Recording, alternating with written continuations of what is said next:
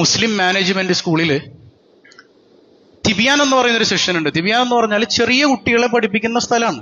അതിൽ മുസ്ലിങ്ങളായ കുട്ടികൾ മാത്രമേ ഉണ്ടാവുള്ളൂ, വേറെ ആരും ഇവിടെ ഉണ്ടാവില്ല. അപ്പൊ ഇസ്ലാമികപരമായ അടിത്തറയിൽ നിന്നുകൊണ്ട് മറ്റ് ഭൗതികമായ വിഷയങ്ങളെ കുറിച്ച് പഠിപ്പിക്കുന്ന ഇടാണ് ഈ തിബിയാൻ, അതുപോലുള്ള പ്രീ KG സെഷൻ മുതൽ തുടങ്ങുന്ന സ്ഥാപനങ്ങളൊക്കെ. അപ്പൊ അവിടെ പഠിപ്പിക്കുന്ന ടീച്ചർ എന്ത് ചെയ്തു, പാരന്റ്സിന് ഒരു മെസ്സേജ് അയച്ചു. എന്താണ് ആ മെസ്സേജ്? അതിലൊരു വർഗീയ സംസാരവും എനിക്ക് ആ മെസ്സേജിൽ ഫീൽ ചെയ്തിട്ടില്ല. മതേതര ബോധ്യമുള്ള ഒരു മനുഷ്യനത് ഫീൽ ചെയ്യില്ല എന്നാണ് ഞാൻ മനസ്സിലാക്കുന്നത്.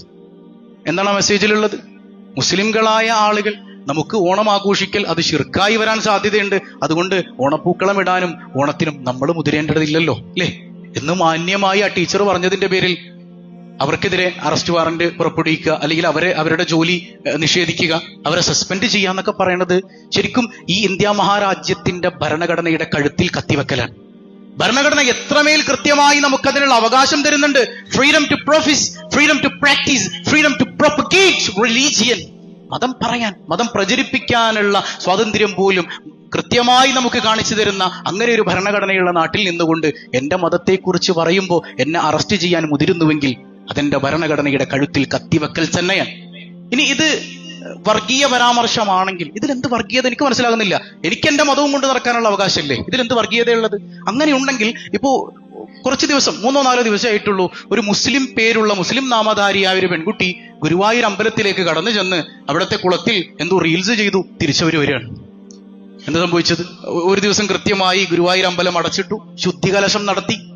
അപ്പൊ ശരിക്കും നമ്മൾ പറയണ്ടേ ഇതിലും വർഗീയതയില്ലേ? നമ്മൾ അങ്ങനെ പറയാൻ പോയില്ല. കാരണം എന്താ? ഓരോ മതസ്ഥർക്കും അവരവരുടേതായ ആചാരങ്ങളുണ്ട്. ആ ആചാരങ്ങളിൽ ഉറച്ചു നിന്നുകൊണ്ട് പരസ്പരം ബഹുമാനിച്ചും സ്നേഹിച്ചും ജീവിക്കലാണ് ഈ രാജ്യത്തിന്റെ ഏറ്റവും വലിയ മുഖമുദ്ര. അല്ലാതെ ഓരോരുത്തരുടെയും ആചാരങ്ങളെ കടമെടുക്കലല്ല. ഇപ്പൊ ഹബീബ് സല്ലല്ലാഹു അലൈഹി വസല്ലം തങ്ങളുടെ ഒരു ഹദീസ് ഉണ്ട്, മൻ തശബ്ബഹ ബിഖൗമിൻ ഫഹുവ മിൻഹും. നിങ്ങൾ ഏതെങ്കിലും ഒരു വിഭാഗത്തിന്റെ ആചാരങ്ങളെ കടമെടുത്താൽ നിങ്ങൾ അവരിൽപ്പെട്ടവരാണ് എന്ന് സയ്യിദുനാ റസൂലുള്ളാഹ്. ഈ ആചാരങ്ങൾ കടമെടുക്കാതെയുള്ള സന്തോഷം പങ്കിടലൊക്കെ പണ്ട് മുതലേ നമ്മുടെ നാട്ടിലുണ്ട്. സ്വഹാബത്തിന്റെ കാലം മുതലേ ഉണ്ട് അതൊക്കെ ഇല്ലേ. നമ്മുടെ വീട്ടിൽ ഇപ്പോൾ പെരുന്നാളാകുമ്പോൾ നമ്മൾ നല്ല ഭക്ഷണം ഉണ്ടാക്കിയിട്ട് അയൽപക്കത്തുള്ള ഹൈന്ദവനും ക്രൈസ്തവനും ഒക്കെ കൊടുക്കാറുണ്ട്. അവരുടെ ഓണത്തിന് നല്ല പായസവും നല്ല സദ്യയും അവരും നമ്മുടെ വീട്ടിലേക്ക് കൊണ്ടുവന്ന് തരാറുണ്ട്. ഇതിനൊക്കെ വല്ല കുഴപ്പമുണ്ടോ? ഒരു കുഴപ്പമില്ല. ഇവിടെ മാനുഷികമായ പരിഗണന പരസ്പരം വേണം എന്ന് പഠിപ്പിക്കുന്ന മതമാണ് ഇസ്ലാം. നിന്റെ അയൽവാസി പട്ടിണി കിടക്കുമ്പോ അവൻ ഏത് മതസ്ഥനാണെങ്കിലും നീ വയറു നിറയെ ഭക്ഷണം കഴിച്ചാൽ നീ യഥാർത്ഥ മുസൽമാൻ പോലും അല്ല എന്ന് പഠിപ്പിച്ച സയ്യിദുനാ റസൂലുള്ളാഹി സ്വല്ലല്ലാഹു അലൈഹി വസല്ലമ തങ്ങളുടെ അനുയായികളാണ് നമ്മൾ. പക്ഷെ നമ്മൾ ഇവിടെ നിന്നൊക്കെ വിട്ട്, ഞാൻ എപ്പോഴും പറയുന്ന പോലെ കുറച്ച് എക്സ്ട്രീം ലെവലിലേക്ക് നമ്മൾ പോയില്ലേ. ഇപ്പൊ അവരാണോ ഓണം ആഘോഷിക്കുന്നത്, നമ്മളാണോ ഓണം ആഘോഷിക്കുന്നതെന്ന് തിരിച്ചറിയാൻ പറ്റാത്ത കോലത്തിലായി പോയി. അതാണ് ഞാൻ പറഞ്ഞത്, മതേതരത്വം എന്ന് പറഞ്ഞാൽ മറ്റുള്ളവരുടെ ആചാരങ്ങൾ കടമെടുക്കലല്ല. മറ്റുള്ളവരുടെ ആചാരങ്ങൾ കടമെടുക്കലല്ല മതേതരത്വം. എനിക്ക് എന്റേതായ ആചാരങ്ങളുണ്ട്, അവർക്ക് അവരുടേതായ ആചാരങ്ങളുണ്ട്. ഈ ആചാരങ്ങൾ അനുഷ്ഠിക്കാനുള്ള സൗകര്യങ്ങൾ പരസ്പരം ചെയ്തു കൊടുക്കാനുള്ള സന്നദ്ധതയാണ് യഥാർത്ഥത്തിൽ മതേതരത്വം കൊണ്ട് അർത്ഥമാക്കുന്നത്. ഇപ്പൊ എന്റെ വീടിന്റെ അടുത്തുള്ള പ്രസാദേട്ടൻ എന്നോട് വിളിച്ചിട്ട് പറയാണ്, ഷാഫി നീ വരുമ്പോ കുറച്ച് പൂ മേടിച്ചുകൊണ്ട് വരും എന്ന് പറഞ്ഞാൽ ഞാൻ മേടിച്ചു കൊടുക്കും, ഒരു കുഴപ്പം എനിക്കില്ല. ഞാൻ എന്റെ വീട്ടിൽ പൂക്കളം ഇടാതിരുന്നാൽ മതി. ഇതൊന്നും വർഗീയതയല്ലേ. എനിക്ക് എന്റെ മതം പറയാനുള്ള അവകാശം ഈ ഇന്ത്യ മഹാരാജ്യത്തിന്റെ ഭരണഘടന അനുവദിച്ച് തന്നതാണ് ഇല്ലേ. ഇപ്പൊ ചില ആളുകൾ അങ്ങനെയാണ് തെറ്റിദ്ധരിച്ചു വെച്ചിട്ടുള്ളത്. ഉദാഹരണം പറഞ്ഞാല്, ഞാൻ ഇവിടുന്ന് രാവിലെ പോയി ക്ഷേത്രത്തിൽ പൂജ നടത്തുക, അവിടുത്തെ പൂജാരി ഇവിടെ വന്ന് ഖുതുബ ഓതുക, അങ്ങനെയാണോ വേണ്ടത്? നമുക്ക് നമ്മുടെ മതവും അവർക്ക് അവരുടെ മതവും ഇല്ലേ ഇല്ലേ. ഇപ്പോ നിങ്ങൾ പൂക്കളം ഇടുന്നത് കൊണ്ടല്ല, ഞാൻ ആ വിഷയം വിശദീകരിച്ചിട്ടുണ്ട്.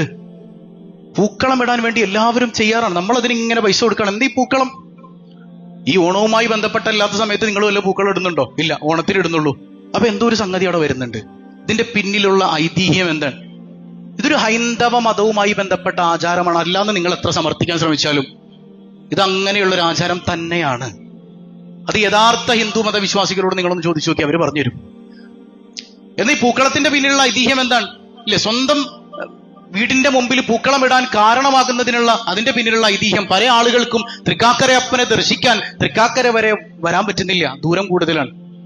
അപ്പൊ അവിടുന്ന് ദേവന്റെ അരുളപ്പാടുണ്ട്, നിങ്ങൾ വീടിന്റെ മുമ്പിൽ പൂക്കളമിട്ട് എന്നെ പ്രതിഷ്ഠിച്ച് നിങ്ങൾ ആരാധിച്ചാൽ മതി, എന്റെ സാന്നിധ്യം അവിടെ ഉണ്ടാകും.